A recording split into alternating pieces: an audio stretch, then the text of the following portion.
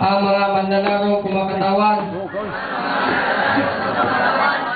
sa iba't ibang samahang pampalakasan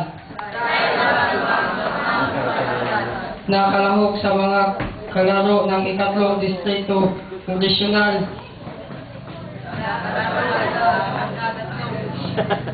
ay nagpapahayag sa pamamagitan nito na kami ay baguhan at nangangakong makikipagpaligsahan sa mga larong ito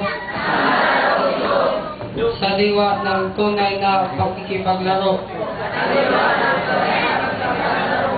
Hindi kailanman sumusutsut o sumisigaw sa sinumang manlalaro o pinuno. Hindi kailanman nagbitiw ng mabilis o nakipagdamdam.